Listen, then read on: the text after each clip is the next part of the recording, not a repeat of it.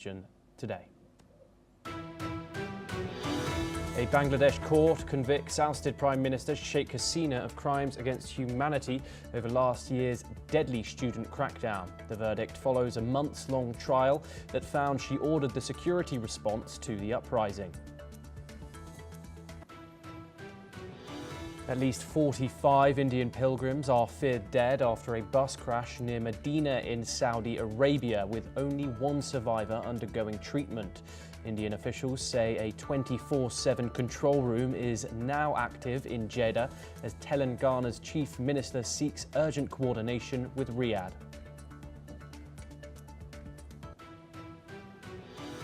Japan scrambles fighter aircraft after a suspected Chinese drone flies between Yugaguni Island and Taiwan.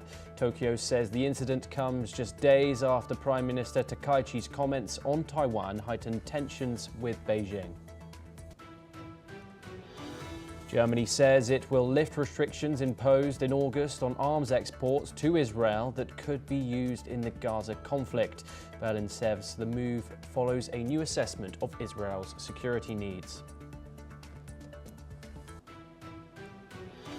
South Korea's military proposes talks with the North to avoid further border clashes after recent incursions by North Korean troops. Seoul says it wants both sides to set a clear reference line along the military demarcation line to prevent accidental confrontations. Presidents Macron and Zelensky sign a letter of intent for Ukraine to acquire up to 100 Rafale jets and new air defense systems from French firms. Paris says the deal, spanning about 10 years, includes future contracts for SAMP-T systems, radars and drones to bolster Ukraine's war effort. The death toll from a Russian missile strike on Balakia in eastern Ukraine rises to 3, with 10 others wounded overnight. Local officials say the attack hit the city during the evening and emergency crews are still working at the scene. Leftist candidate Jeanette Jara takes a narrow lead with 27% in Chile's first-round election, with far-right rival Jose Antonio Cast at 24%. Despite trailing, Cast remains favoured to win the runoff as crime and immigration dominate a deeply divided electorate.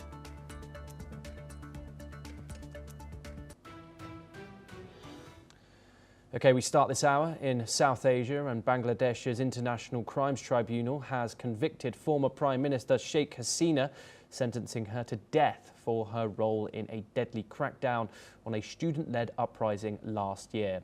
Let's first listen in to the verdict. We have decided to inflict her with only one sentence, that is sentence of death.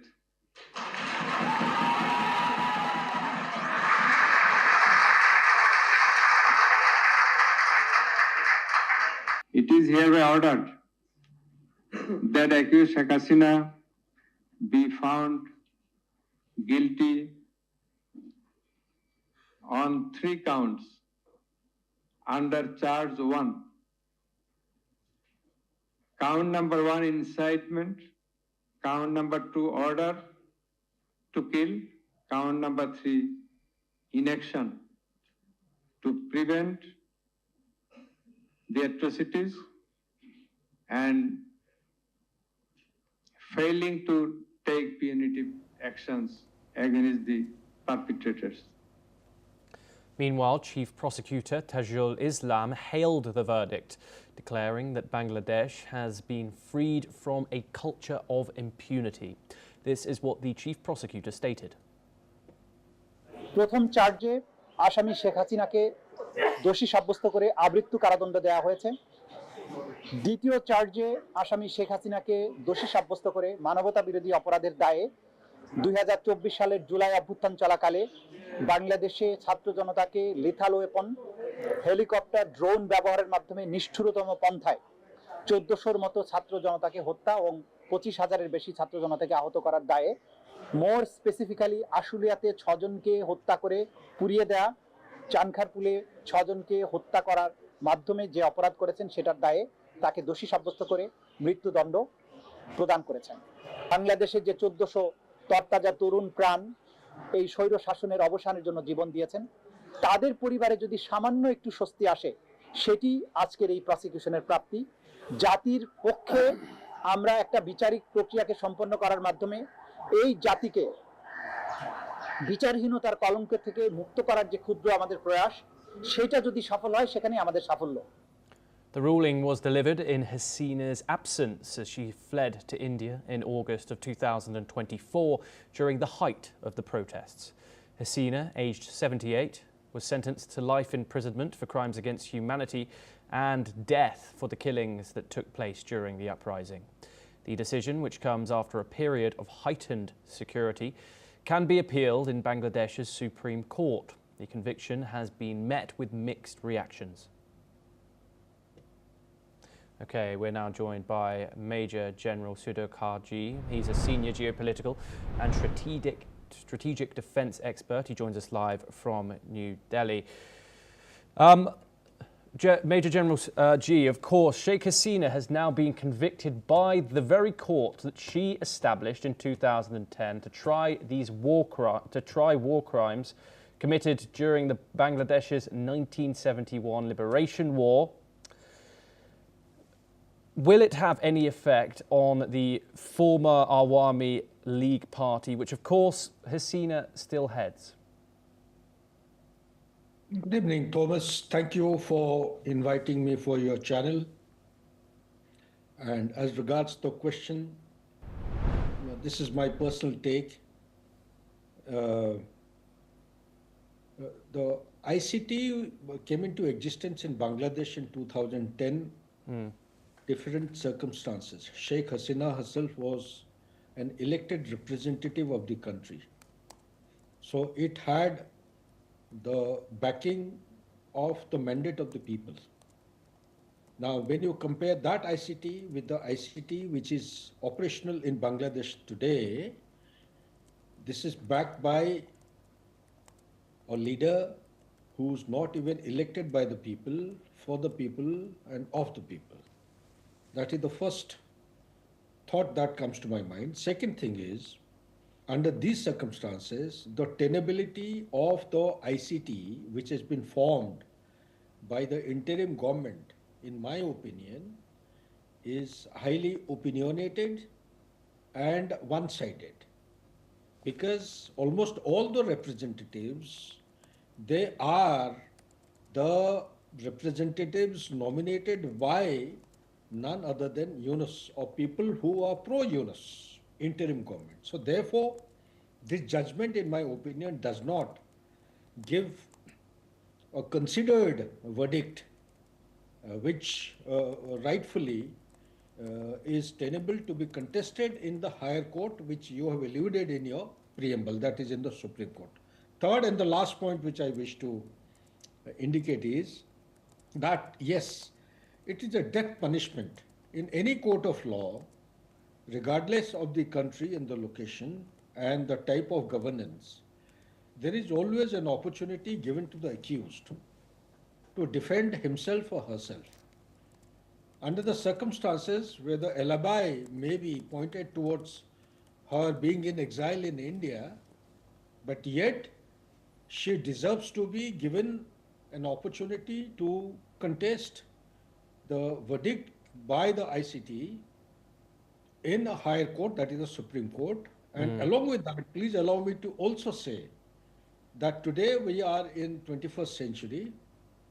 The ICT in a country, under the circumstances which has been put into effect in Bangladesh, in my opinion, does not hold any authority, any recognition, any power, and any accountability. It can be contested in the International Court of Justice.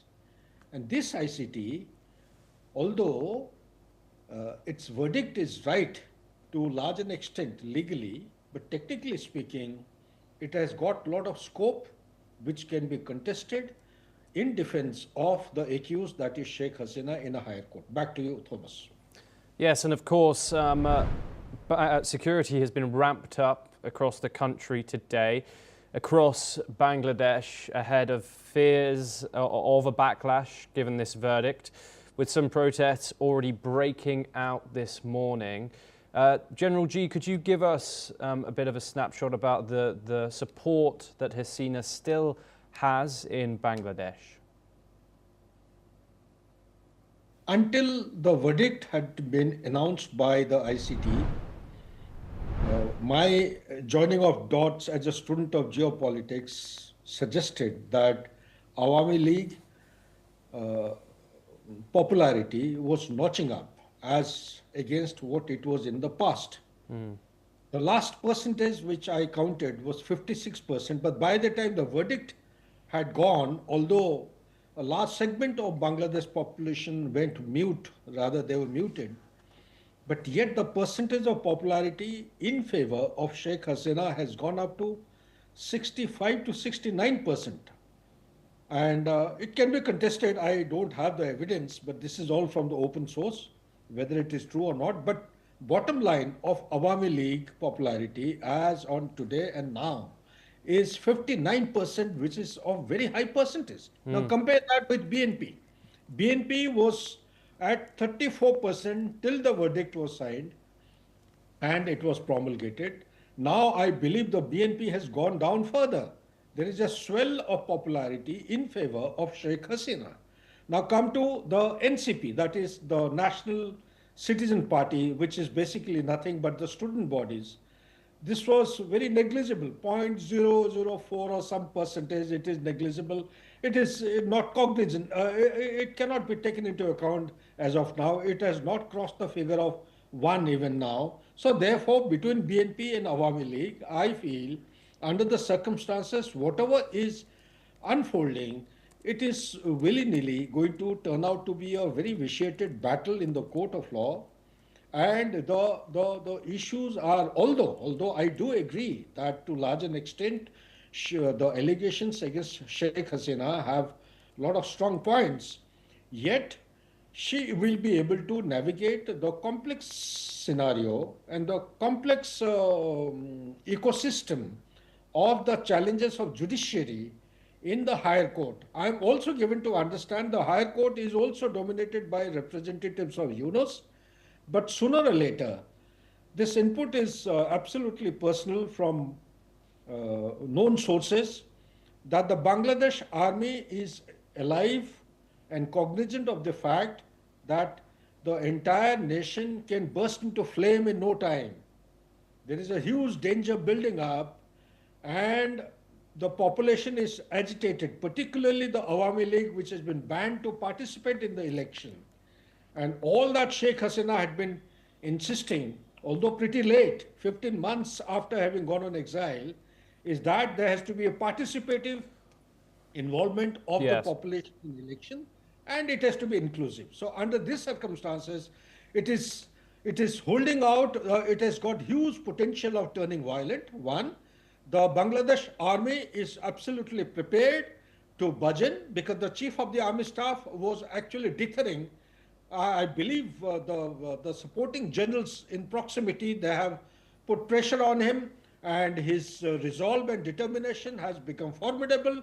He is going all out sooner or later to ensure that there is normalcy in Bangladesh and it doesn't go out of hand. Okay, Major General G, do stay with us. We just have one final update coming out of Bangladesh for our viewers next. And the political turmoil in the country deepened today as the party of ousted leader Sheikh Hasina issued a stark warning following her conviction. A video released by the Bangladesh Awami League threatened that war will continue and get more severe. Those are words from the statement if the interim government, led by Nobel laureate Muhammad Yunus, does not resign. Jahangir Kabir Nanak, a senior figure in Hasina's party, condemned the verdict, stating that the people of Bangladesh rejected it and would never accept it. Let's take a listen in. আজ যে রায় ঘোষণা করেছে এ রায়কে বাংলার জনগণ প্রত্যাখ্যান করে এই রায়কে বাংলার জনগণ মানে না মানবে না এই রায়ের প্রতিবাদে আগামীকাল সারা বাংলাদেশে সকাল সন্ধ্যা শাটডাউন পালিত হবে। আমাদের এই সংগ্রাম অবৈধ ইউনূস সরকার যতক্ষণ পর্যন্ত না স্টেপ ডাউন না হবে ততক্ষণ পর্যন্ত আমাদের সংগ্রাম, আমাদের লড়াই আরো তীব্র থেকে তীব্রতর হবে। Now, India's foreign ministry has issued a series of statements in response to the recent developments in Bangladesh following the conviction of the former Prime Minister, Sheikh Hasina. The ministry reaffirmed India's commitment to engaging constructively with all stakeholders involved in the situation. They emphasised that India remains dedicated to the best interests of the people of Bangladesh. Additionally, the Foreign Ministry noted the verdict concerning Hasina, but did not provide further comment on the specifics of the case. Major General G joins us once again. How does this case verdict stand to affect India and, of course, its relations with its neighbour Bangladesh? The verdict is, I would say, it is unilateral, arbitrary to large an extent, although, as per Mr. Yunus, the process of law has been applied to the fullest extent. But personally speaking, I don't think there are certain caveats and the issues which have been applied as per the court of law. The accused should be given due opportunity to air or articulate or defend herself. That is one part. Second part is, now a death sentence is a death sentence for a longest serving prime minister of a country which was a leading epitome of democratic norms and practices in Islamic countries in the world. It had grown from nothing to export-oriented economy. Look at the per capita income, the GDP of the country. It was larger than that of Pakistan at one point in time. So the Prime Minister, who's in exile now, who's been sentenced death, also has contributed significantly to the growth story of Bangladesh. And third point is that Awami League is not any kind of a small little party. It is the largest dominating party in the population of Bangladesh, going by the bottom line figure and the percentage I have with me, it's 59%. But if you look out for the open sources, it has touched almost close to 65 to 69% of popularity in favor of Awami League. Out of total population of 17 crores or 17.7 crores, if you work out, 65 to 69% is a huge population. Yes. And the call having been given by one of the leaders of Awami League, from tomorrow morning, there will be shut down until unless the Yunus government steps down. So under these circumstances, I feel the situation is extremely tense, it is volatile, and it can turn extremely violent, which has got the potential to spill over to India. To answer your question, which you asked pointedly, is it likely to have an impact on India? Obviously. There will be refugee problem, there will be spillover of violent activities, and there is a team of Islamic fundamentalism which has managed to infiltrate through the fencing between Bangladesh and India in 7 days back. They are being led by Lashkar-e-Toiba. They have been trained for explosive handling. Their task is to carry out blasting activities and terrorist activities in West Bengal in coming days. So these are the dynamics. Okay. I personally feel that India has to be absolutely alert with well-identified red lines, and we should be ready with QPQ. When I say QPQ, it means quid pro quo. It's an army parlance. If Bangladesh does this, India should be ready to do that in response. Only then, it is not tit for tat, but it is something bigger than that. Then the response matrix will give us a distinct advantage of dominating the escalatory matrix, thereby calling a shot when to exit from the conflict at our terms, at our convenience.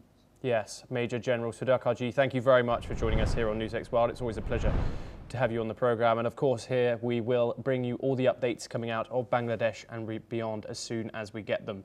We do, however, have some breaking news coming in now. And according to the Delhi police, The death toll from the Delhi car blast case that occurred outside of the Red Fort metro station on November the 10th has now reached 15 individuals.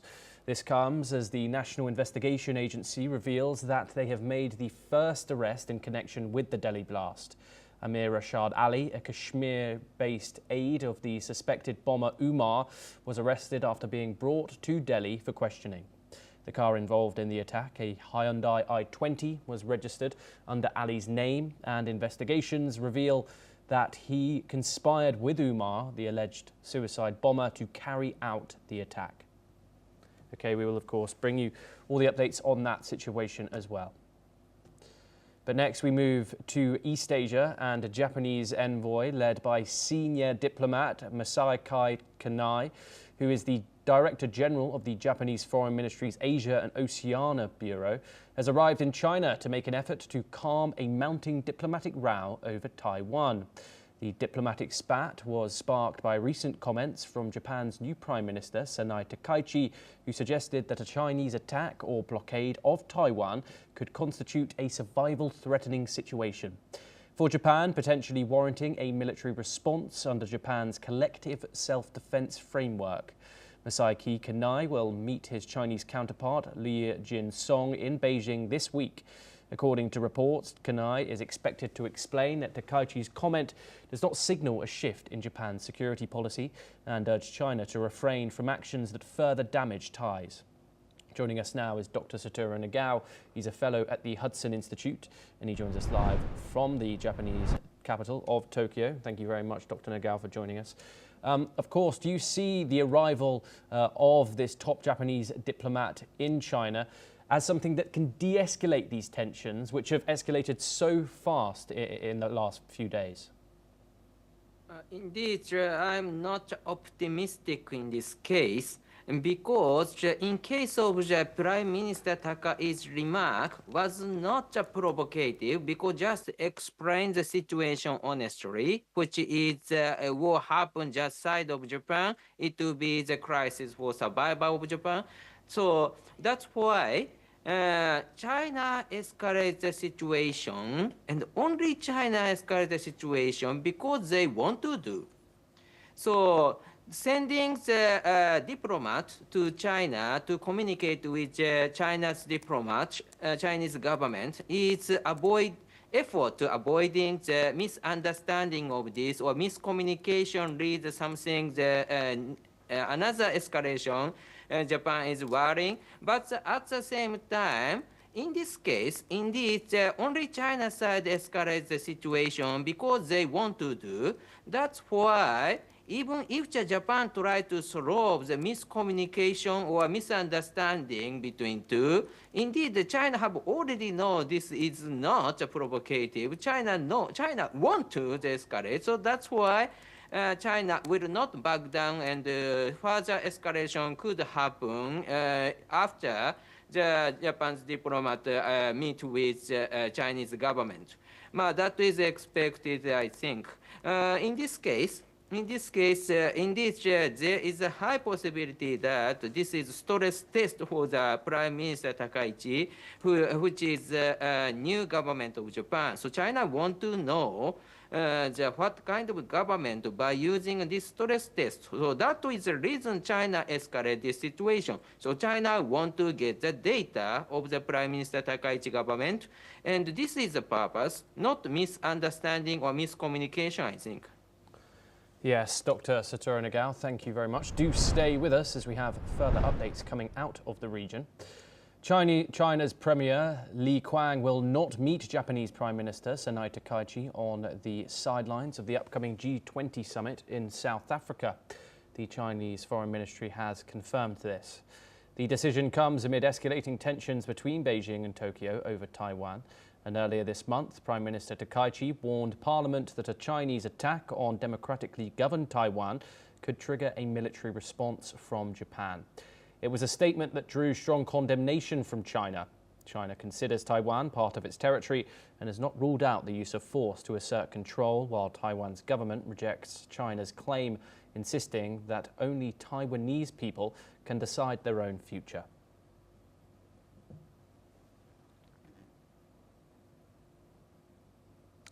We now move on now, and South Korea's defense ministry says that it has proposed talks with North Korea's military to discuss setting a clearer boundary along the military demarcation line between the two Koreas to avoid the risk of potential military clashes. According to Kim Hong-cheol, South Korea's deputy defense minister, North Korea had been laying mines, installing roads and setting up barbed wire fences on its side of the border. Some of its soldiers had repeatedly intruded onto the South Korean side, raising concerns about a potential clash.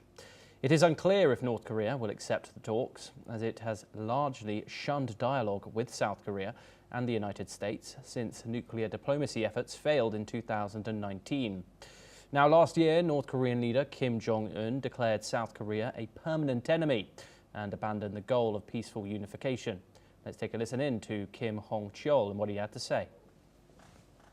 이에 우리 군은 남북의 우발적 충돌을 방지하고 군사적 긴장을 완화하기 위해 남북 군사당국 회담을 개최하여 군사 분계선의 기준선 설정에 대해 논의할 것을 공식적으로 제안합니다.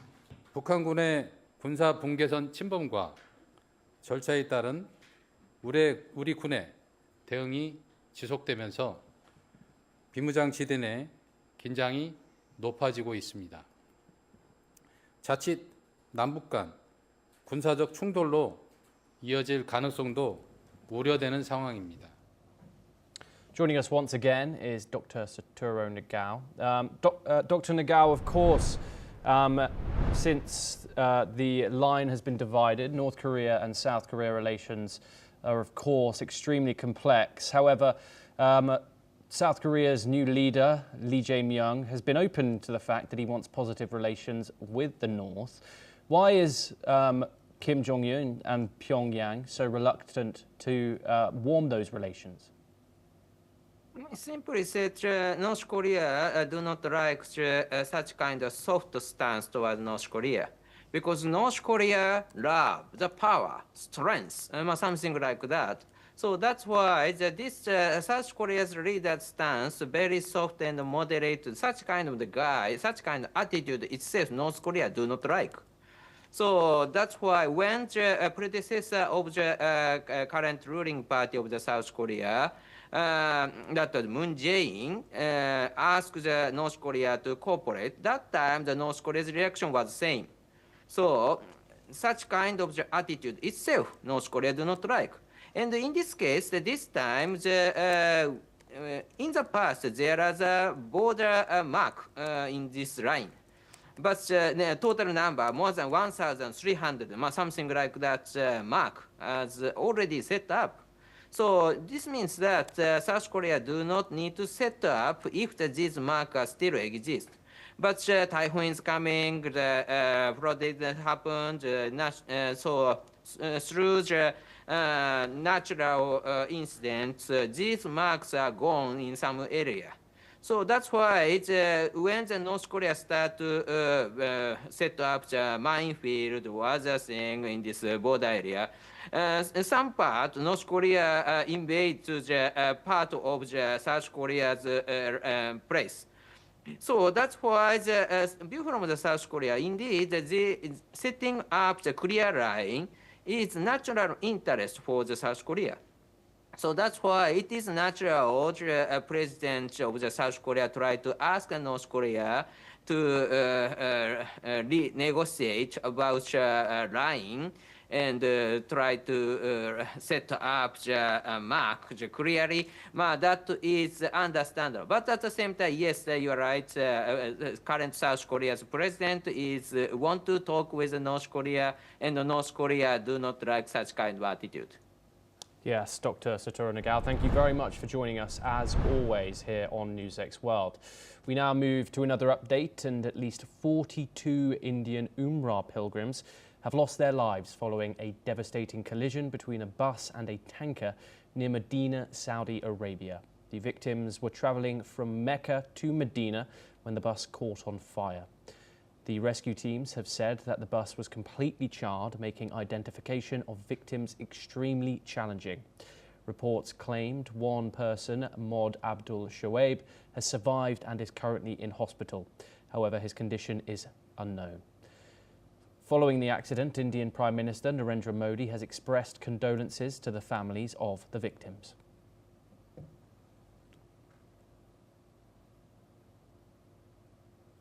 Well, that's all that we have time for this hour. Keep watching NewsX World for more international updates.